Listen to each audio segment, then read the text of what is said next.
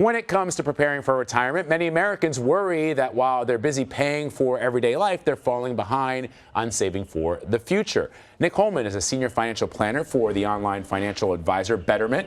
He joins us now with some tips on what you can do to get back on track. Good to see you. Good to see you. Thanks for having me. I think that everybody falls into this boat, whether or not you are putting money aside or whether or not you're behind like I am, which is you're just not putting enough to prepare for the possibility that when you retire, you may not have enough to live on. What should people be doing? Yeah, I mean, it's true. More people are behind than they would like to be. But one thing that I always remind them is if you look at your savings balance and that's it, you'll be forgetting about the magic of compound interest. So most of your investment growth is actually going to happen in the later part of your career. So if you look at your balance and say, I'm halfway to retirement and I don't even have half of the balance that I need, you might be okay because of compound interest helping you later down the road. So just explain for our viewers who may not be familiar with that concept of how powerful compounding interest can be. Yeah, it's truly incredible. Albert Einstein actually said it's the 8th wonder of the world, which is just to show you how... exclamation point. Exactly. But really the way it works is that your money will start to work harder and harder for you as dividends get reinvested, as your balance grows. It's kind of like this symbiotic relationship. The more you put in, the more dividends you get, the faster your balance is going to grow. Right, so if you put in $10 this year, explain what would happen to that $10 the next year, even if you didn't do anything after 2 or 3 years. Yeah, so if you just put in $10 and then didn't touch it, the stocks on average return between 7 to 10% per year. Of course, that's not going to be a straight line. It's going to be going up and down. But if you do nothing, you're going to get that 7 to 10% return. And over 10, 20, 30, 40 years that you're saving for retirement, that can add up to some serious money. So let's talk about what someone who is behind on saving for retirement should do to get back on track. Yeah, one thing is to remember that savings is only one lever you have to pull. So a lot of retirement calculators, they'll instantly go to that savings number, whether it's monthly or annually that you need.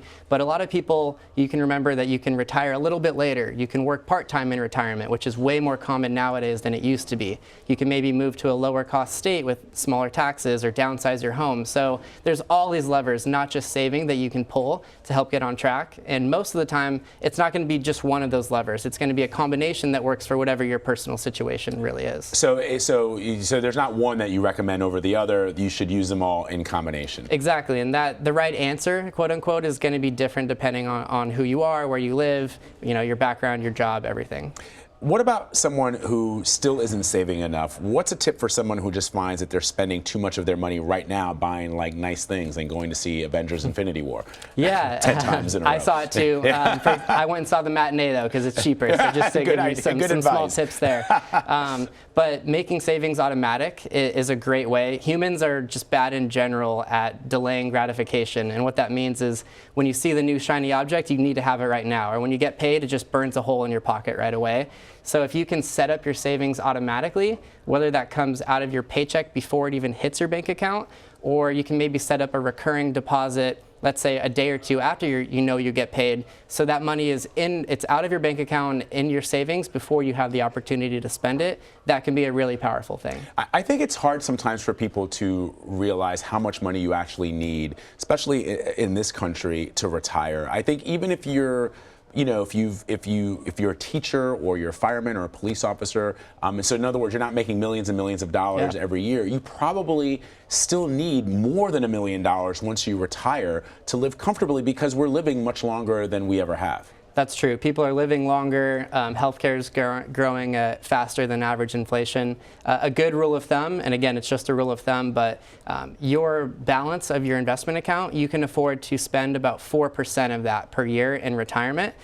So if you had $1 million saved up, conservatively, that could provide about $40,000 worth of expenses for you. So that's a good target number for you to keep in mind. But it makes $1 million doesn't sound, it sounds like a lot of money, but if you break it down like that, it's not an exorbitant amount. A lot of people struggle with understanding the differences between a traditional IRA and a Roth IRA. What are those characteristics? That's probably the most common question that I get from clients, just hands down. And really the way to think about it is you don't get to avoid paying taxes, but you get to choose when you pay them. So with a Roth IRA, you pay taxes today in exchange for your investments growing tax-free.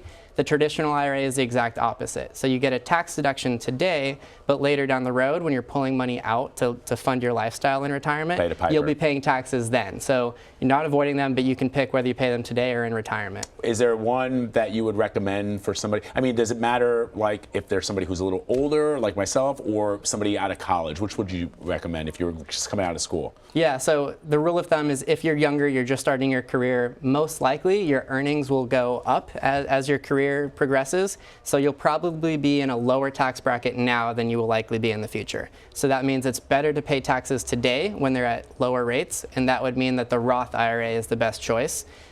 If the opposite is true, maybe you've been working for 10, 20 years and your income is pretty good and you expect your expenses will be lower in retirement, then the opposite might be to your advantage and you go traditional IRA where you get a tax break today, which is more valuable to you because you're in a higher tax bracket.